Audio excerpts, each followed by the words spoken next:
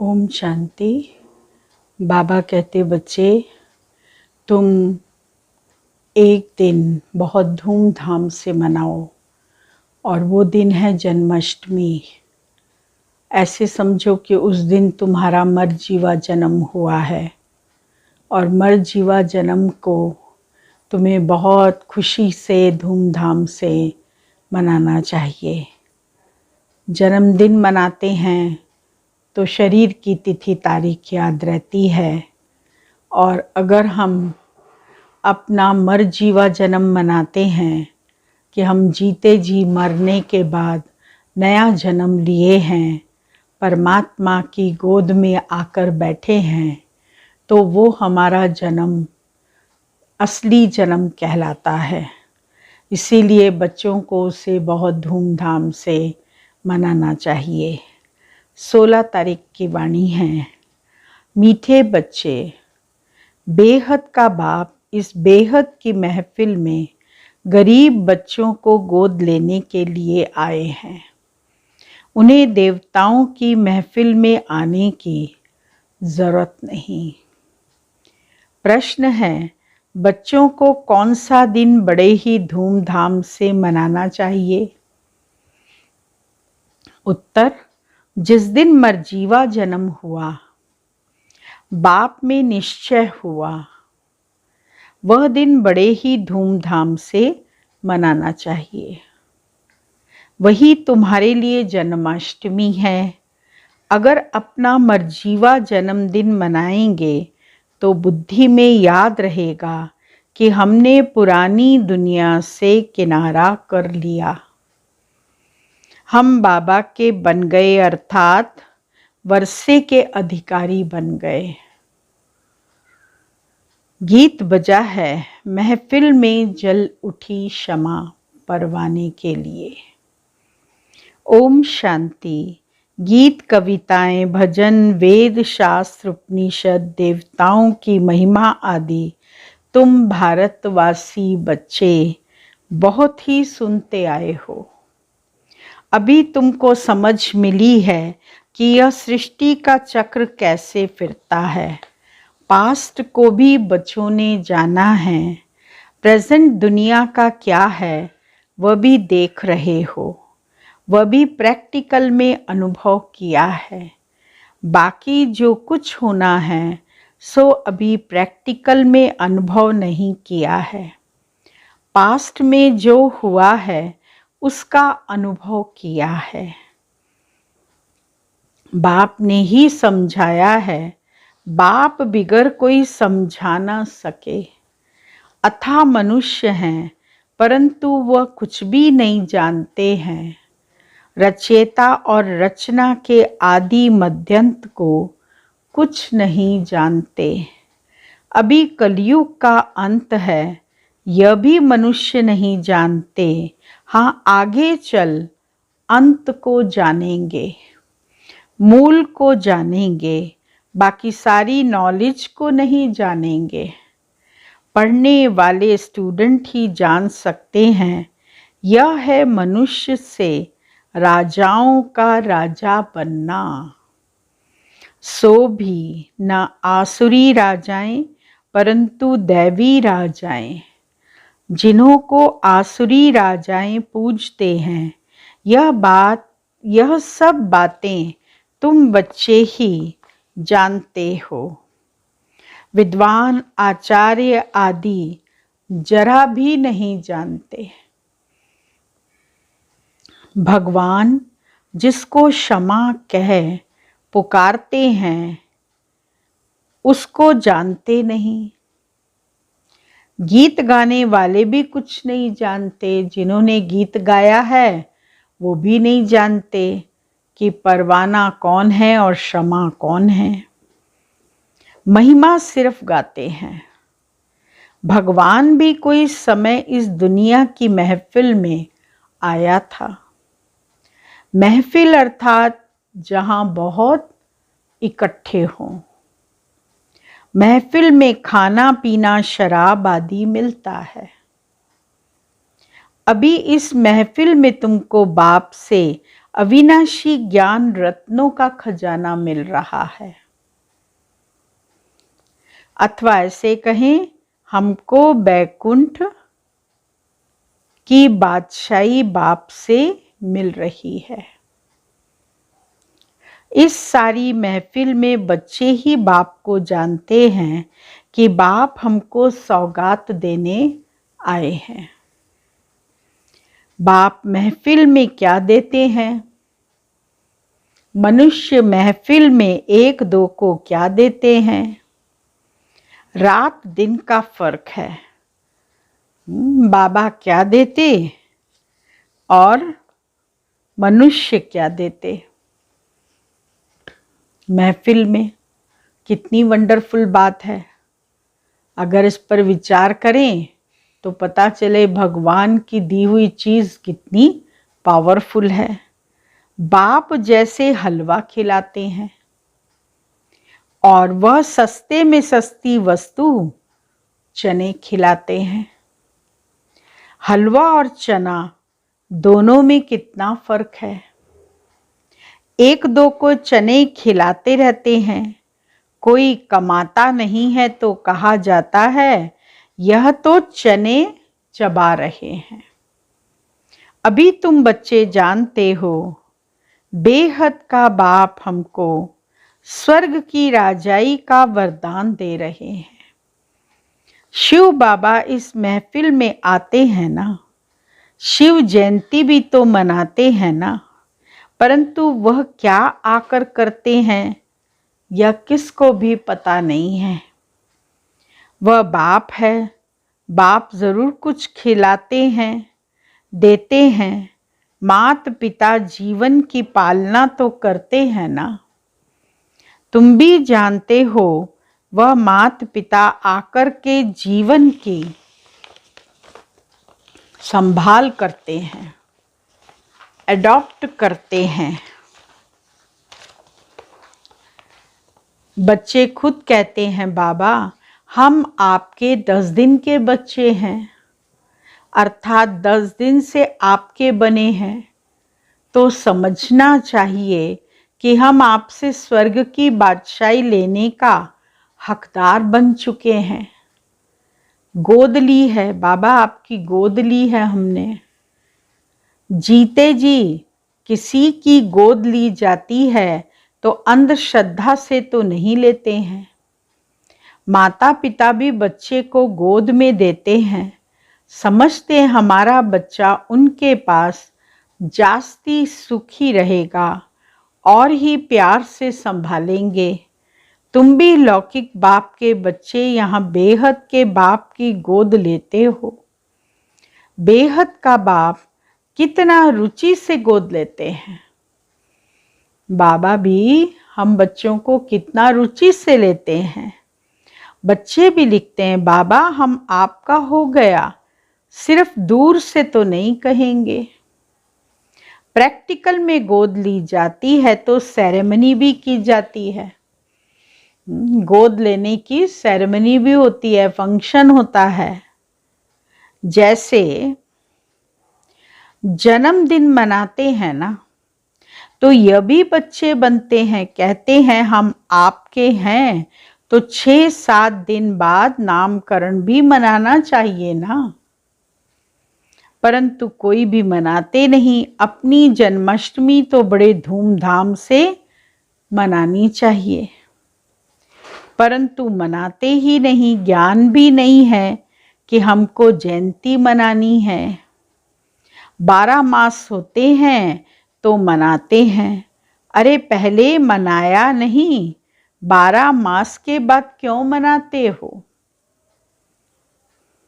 ज्ञान ही नहीं, निश्चय नहीं होगा। एक बार जन्मदिन मनाया वह तो पक्के हो गए। फिर अगर जन्मदिन मनाते हुए भागंती हो गए तो समझा जाएगा ये मर गया। जन्म भी कोई तो बहुत धूमधाम से मनाते हैं। कोई गरीब होगा तो गुड़ चने भी बांट सकते हैं। जन्मदिन में गुड़ चने भी बांट सकते हैं, जास्ती नहीं। बच्चों को पूरी रीति समझ में नहीं आता है, इसीलिए खुशी नहीं होती है। जन्मदिन मनाएं तो याद भी पक्का पड़े, परंतु वह बुद्धि नहीं है। आज फिर भी बाप समझाते हैं, जो जो नए बच्चे बने उनको निश्चय होता है तो जन्मदिन मनाएं। फलाने दिन हमको निश्चय हुआ, जिससे जन्माष्टमी शुरू होती है। तो बच्चे को बाप और वर्षे को पूरा याद करना चाहिए।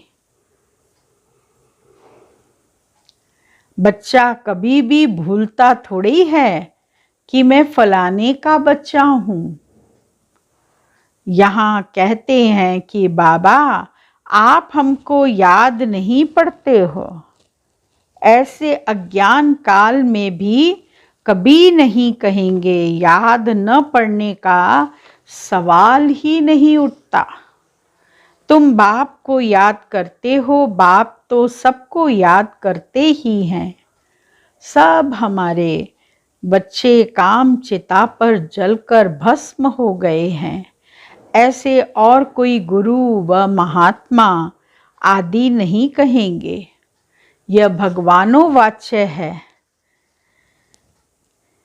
कि मेरे सब बच्चे हैं।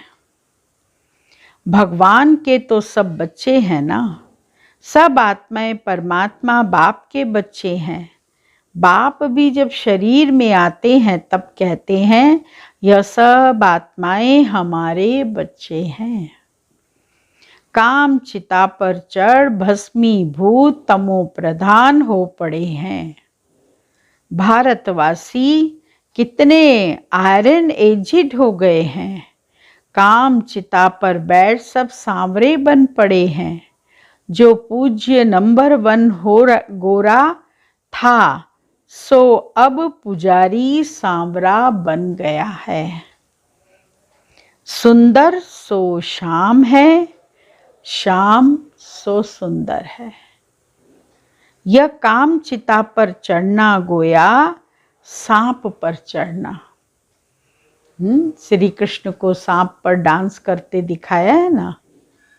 तो बाबा कहते, ये काम चिता पर चढ़ना गोया सांप पर चढ़ना है। बैकुंठ में सांप आदि नहीं होते हैं। जो किसको डसें ऐसी बात हो न सके। बाबा कहते हैं, 5 विकारों की प्रवेशता होने से तुम तो जैसे जंगली कांटे बन गए हो। कहते हैं बाबा, हम मानते हैं यह है ही कांटों का जंगल। 1-2 को डसकर सब भस्मीभूत हो गए हैं। भगवानोवाच्य, मुझ ज्ञान सागर के बच्चे जिनको मैंने कल्प पहले भी आकर स्वच्छ बनाया था, वह अब पतित काले हो गए हैं। बच्चे जानते हैं हम गोरे से सांवरे कैसे बनते हैं। सारे 84 जन्मों की हिस्ट्री ज्योग्राफी नटशेल में बुद्धि में है। इस समय तुम जानते हो, कोई 5-6 वर्ष से लेकर अपनी बायोग्राफी जानते हैं। नंबरवार बुद्धि अनुसार हर एक अपने पास्ट बायोग्राफी को भी जानते हैं।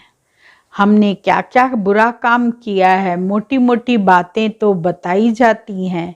हमने क्या क्या किया, आगे जन्म की तो बता ही नहीं सकते। जन्म जन्मांतर की बायोग्राफी कोई बता ना सके।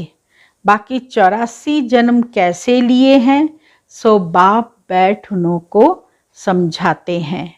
जिन्होंने पूरे 84 जन्म लिए, उनकी ही स्मृति में आएगा। घर जाने के लिए मैं तुमको मत देता हूँ। इसीलिए बाबा कहते हैं, यह नॉलेज सब धर्म वालों के लिए है। अगर मुक्ति धाम घर जाना चाहते हो तो बाप ही ले जा सकते हैं। बाबा के सिवाय और कोई हमको मुक्ति धाम नहीं ले जा सकता। सिवाय बाप के और कोई भी अपने घर जा नहीं सकते। कोई के पास यह युक्ति है नहीं जो बाप को याद कर और वहाँ पहुँचे। पुनर्जन्म तो सबको लेना है, बाप बिगर तो कोई ले जा नहीं सकते। मोक्ष का ख्याल तो कभी भी नहीं करना।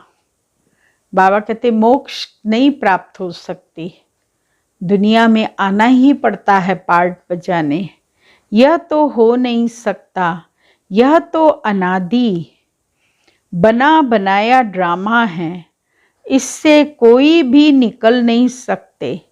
सबका एक बाप ही लिबरेटर गाइड है, वही आकर युक्ति बतलाते हैं कि मुझे याद करो तो तुम्हारे विकर्म विनाश होंगे।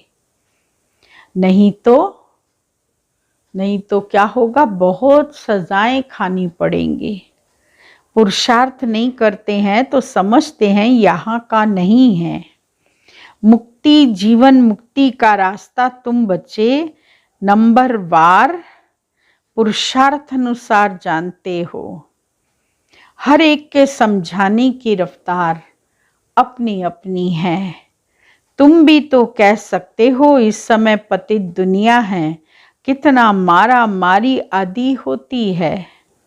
सतयुग में यह नहीं होगा, अभी कलयुग है, यह तो सब मनुष्य मानेंगे। Satyuga, Treta, golden age, silver age और भाषाओं में भी कोई नाम कहते ज़रूर होंगे। इसीलिए इंग्लिश तो सब जानते हैं, डिक्शनरी भी होती है इंग्लिश हिंदी की। अंग्रेज लोग बहुत समय राज्य करके गए तो उन्हों की इंग्लिश काम में आती है। मनुष्य इस समय यह तो मानते हैं कि हमारे में कोई गुण नहीं है। बाबा आप आकर रहम करो, फिर से हमको पवित्र बनाओ। हम पतित हैं, अभी तुम बच्चे समझते हो कि पतित आत्माएं एक भी वापस जा नहीं सकती। सबको सतो रजो तमो में आना ही है। अब बाप इस पतित महफिल में आते हैं, कितनी बड़ी महफिल है। मैं देवताओं की महफिल में कभी आता ही नहीं हूँ। 56 प्रकार के भोग खाते हैं देवता, तो उनकी महफिल में आकर क्या करेंगे? सुमीरस पीते हैं। बाबा तो अभोक्ता है, इसीलिए देवताओं की महफिल में कभी आते ही नहीं हैं। जहाँ माल ठाल 36 प्रकार के भोजन मिल सकें, वहाँ मैं आता ही नहीं हूँ। जहाँ बच्चों को रोटी भी नहीं मिलती, उन्हों के पास आकर गोद में लेकर बच्चा बनाए वर्षा देता हूँ। साहूकारों को गोद में नहीं लेता हूँ, वे तो अपने नशे में चूर रहते हैं। खुद कहते हैं कि हमारे लिए तो स्वर्ग यहाँ ही है, फिर कोई मरता है तो कहते हैं कि स्वर्गवासी हुआ, तो ज़रूर यह नरक हुआ ना। तुम बच्चे नहीं समझाते हो।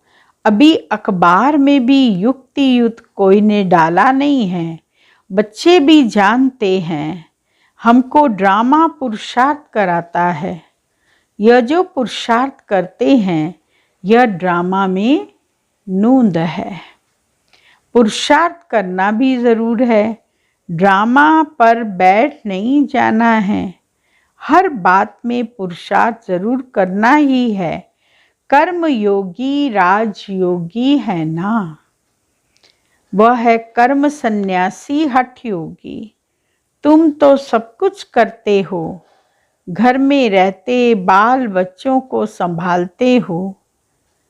वह तो भाग जाते हैं, अच्छा नहीं लगता है, परंतु वह पवित्रता भी भारत को चाहिए ना।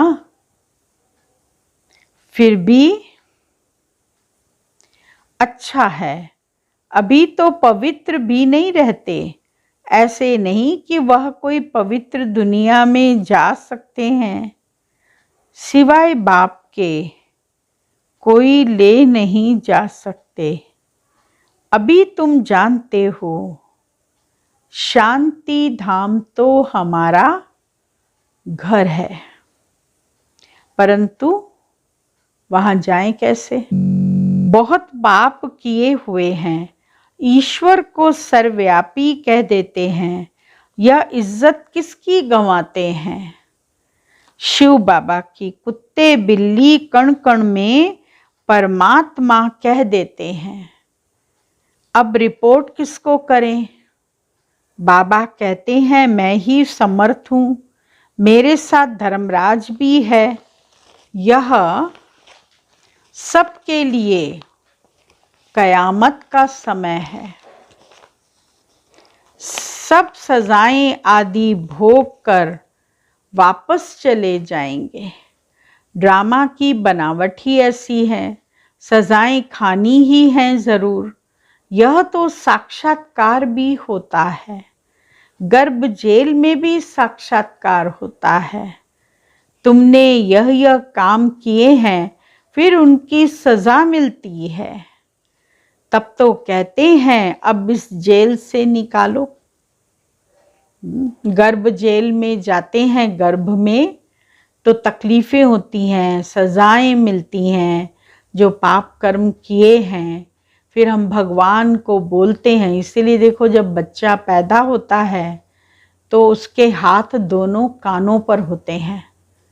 कान पकड़ के वो कह रहा होता है कि हे भगवान, तुम मुझे इस जेल से निकाल दो, अब मैं कोई पाप कर्म नहीं करूँगा। अभी तक जो किए उसकी सज़ा मैं भोग चुका हूँ। तो बाबा को बार बार कहते हैं जेल से निकालो, हम फिर ऐसे पाप नहीं करेंगे। बाप यहाँ सन्मुख आकर यह सब बातें तुम्हें समझाते हैं। गर्भ में सजाएं खाते हैं, वह भी जेल है, दुख फील होता है। वहाँ सतयुग में दोनों जेल नहीं होती जहाँ सजा खाएं। अब बाप समझाते हैं, बच्चे मुझे याद करो तो खाद निकल जाएगी। यह तुम्हारे अक्षर बहुत मानेंगे। भगवान का नाम तो है, सिर्फ भूल की है तो कृष्ण का नाम डाल दिया है। अब बाप भी बच्चों को समझाते हैं, यह जो सुनते हो सुनकर अखबार में डालो। शिव बाबा इस समय सबको कहते हैं 84 जन्म भोग तमो प्रधान बने हो। अभी फिर मैं राय देता हूँ, मुझे याद करो तो विकर्म विनाश होंगे, फिर तुम मुक्ति जीवन मुक्ति धाम में चले जाएंगे। बाप का यह फरमान है, मुझे याद करो तो खाद निकल जाएगी। अच्छा बच्चे, कितना समझाएं, कितना समझाएं। अच्छा, मीठे मीठे सिकिलदे बच्चों प्रति माता पिता बाप दादा का याद प्यार और गुड मॉर्निंग। रूहानी बाप की रूहानी बच्चों को नमस्ते, और रूहानी बच्चों की रूहानी बाबा को याद प्यार गुड मॉर्निंग नमस्ते। सार है पहला पॉइंट, हर बात के लिए पुरुषार्थ ज़रूर करना है। ड्रामा कहकर बैठ नहीं जाना है। कर्म योगी राजयोगी बनना है, कर्म सन्यासी हठ योगी नहीं बनना। दूसरा पॉइंट है, बिगर सजा खाए बाप के साथ घर चलने के लिए याद में रहकर आत्मा को सतो प्रधान बनाना है। सांवरे से गोरा बनना है।